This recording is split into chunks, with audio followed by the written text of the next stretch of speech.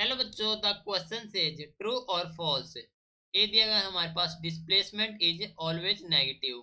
B हमारे पास in uniform circular motion the object moves with constant velocity.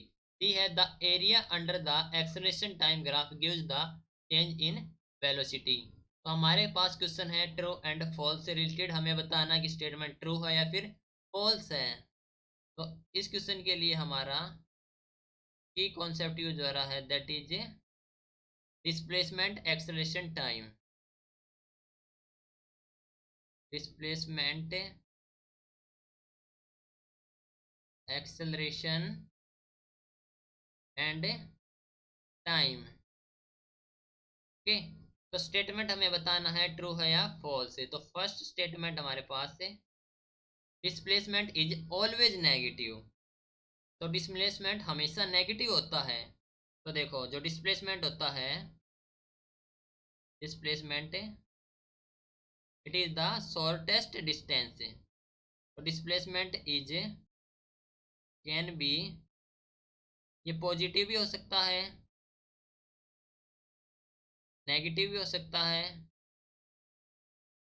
Okay, और zero. ठीक है, तो क्वेश्चन में कहा गया कि displacement is always negative, that is a false. Okay, now B. B में क्या बोला गया है कि in uniform circular motion the object move with a constant velocity. तो देखो, जो object undergoing uniform circular motion is move with a constant speed से मूव करती है। तो हम कह सकते हैं कि object undergoing in uniform motion, uniform circular motion, motion is moving with A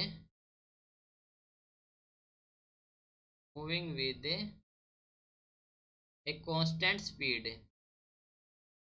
A constant speed.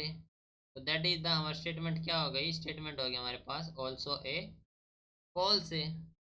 Now बात कर लेते हैं पॉइंट नंबर सी। कहा गया है कि जो area under the acceleration time graph gives the change in velocity. तो ठीक है, एरिया क्या है, एक्सेलरेशन और टाइम के साथ है। तो देखियो, जो एक्सेलरेशन टाइम ग्राफ रिप्रेजेंट करता है objects change in velocity. Okay, so here acceleration हो गया हमारे पास है delta v upon delta T.